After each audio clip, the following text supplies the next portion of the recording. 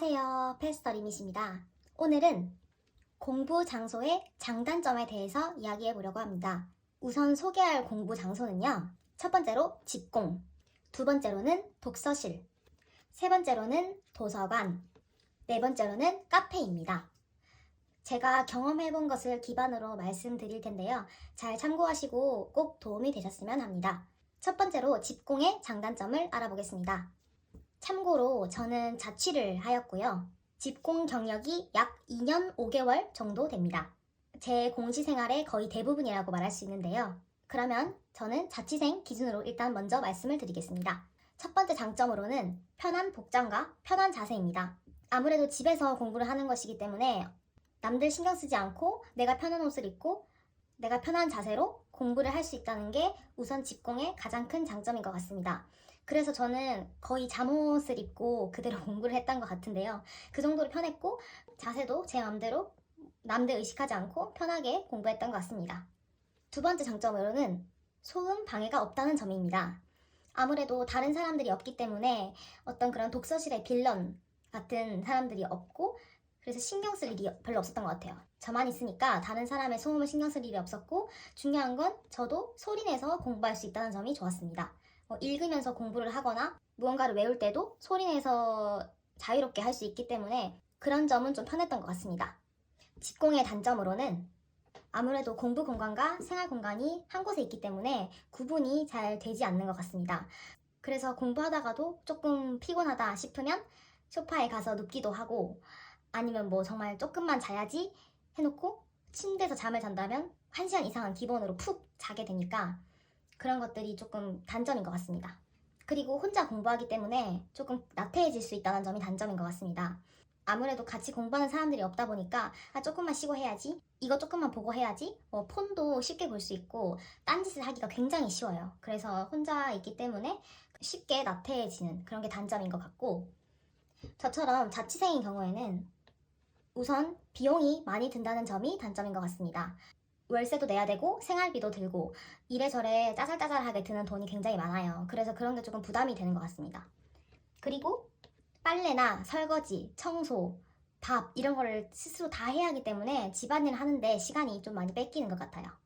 만약 자취생이 아니라 가족들이 함께 있는 집에서 집공을 한다고 하면 그것의 단점은 아무래도 가족들이 아닌가 싶습니다. 낮에는 아무도 없다고 해도 저녁에 이제 퇴근하고 들어오시면 밖에서 왔다 갔다 하고 막 시끄럽게 하고 그러면 되게 신경 있을 것 같아요. 저는 자취를 했기 때문에 그런 건 없었지만 만약에 집에서 집공을 하시는 분들은 가족들의 소음이나 움직임이 큰 방해가 될 것 같습니다. 두 번째로는 독서실입니다. 저는 독서실을 약 5개월 정도 다녔고요. 집과 걸어서 10분 거리에 있는 아주 가까운 곳에 다녔습니다. 저는 스터디 카페의 지정석을 이용했습니다. 독서실의 장점으로는 독서실 책상 아시죠, 여러분들? 이렇게 나만의 공간에 갇혀 있잖아요. 그래서 아무래도 딱 집중되는 그게 확실히 다른 것 같아요. 그래서 집에서 할 때보다 훨씬 집중력이 좋았고 주변에 다른 사람들이 모두 열심히 하고 있기 때문에 동기부여를 확실하게 줍니다. 오른쪽으로 돌아보면 다 공부하는 사람들, 왼쪽으로 돌아봐도 다 공부하는 사람들, 왔다 갔다 할 때 보면 다 열심히 하고 계세요. 그러면 나도 더 열심히 해야지. 저 사람은 아직도 앉아있네. 나도 더 하다 가야지. 이런 약간 선의의 경쟁? 이런 것도 할 수 있어서 저는 동기부여가 굉장히 됐다고 생각합니다. 세 번째 장점은 스낵바입니다. 제가 다녔던 스터디 카페에는 스낵바가 굉장히 잘 되어 있었어요. 커피 머신도 있어서 아침마다 커피도 뽑아 먹고 거기에 있는 과자나 사탕 같은 것을 많이 이용했었는데요. 그런 것들이 되게 장점이었던 것 같습니다. 그리고 다른 더 큰 잘 돼 있는 스터디 카페에 가면 빵같이 점심을 대체할 수 있는 그런 식사 대용 할 만한 요깃거리가 있다고 하더라고요. 그래서 그런 데 가시면 식사도 해결할 수 있고 굉장히 좋은 것 같습니다. 그리고 마지막으로 프린트입니다. 저희 집에는 프린트기가 없어서 독서실에 가면 프린트를 자유롭게 사용할 수 있었는데요. A4 용지만 구비하시면 무료로 이용하실 수 있으니까 그건 굉장히 편했던 것 같습니다. 그렇다면 독서실의 단점에 대해서 알아볼까요? 우선 비용이 많이 든다는 점입니다. 저는 스터디 카페의 지정석, 제 자리가 정해져 있는 지정석에서 공부를 했기 때문에 저는 17만원에서 18만원 정도 되는 금액이었고요. 그 돈을 매달 내야 된다고 생각하면 조금 부담이었던 것 같습니다. 수입이 없는 공시생들한테는 좀 크게 다가오지 않을까 생각이 됩니다. 그리고 또 단점은 식사 장소입니다. 저는 점심은 도시락을 싸 다녔고 저녁은 거기서 먹진 않았는데요. 예를 들면 점심이나 저녁을 독서실에서 해결해야 되는 경우 다 같이 이용하는 공용 휴게실을 써야 하다 보니까 뭔가 여유롭게 먹지 못하고 다른 사람들이 오면 비켜줘야 하고 좀 그런 빨리 먹고 가야겠다 이런 강박이 좀 있었던 것 같아요. 그래서 저는 점심을 5분, 10분 만에 급하게 먹고 나왔던 기억이 있어요. 그래서 그건 조금 불편했던 것 같습니다. 그리고 또 단점은 소음입니다.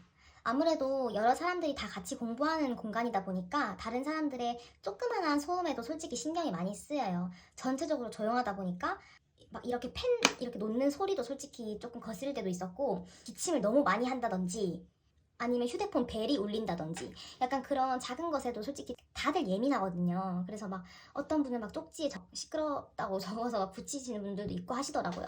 그래서 그런 것처럼 소음이 조금 문제가 있었던 것 같아요. 저도 독서실 다닐 때 제 옆옆 자리에 있는 어떤 고등학생이었는데 문제를 푸는데 종이를 엄청 세게 넘기고 채점도 엄청 세게 해서 막 팍팍팍 소리 나고 그게 처음에 너무 거슬려서 좀 그쪽으로 신경이 많이 쓰이더라고요. 나중에는 뭐 익숙해져서 그냥 그러려니 하고 제 공부에 집중을 했지만 그런 소음 빌런들을 만나면 조금 짜증이 날 수도 있고 공부에 방해가 될 수 있어요. 세 번째로는 도서관입니다. 저는 대학교 앞에 어떤 커다란 국립박물관 도서관을 몇 번 이용했었는데요. 사람이 진짜 없었어요. 장점은 쾌적한 환경이었습니다. 테이블이 널찍널찍하게 떨어져 있고 의자 간격도 되게 넓어서 굉장히 쾌적했던 것 같습니다. 도서관의 장점은 한 가지밖에 없는 것 같아요.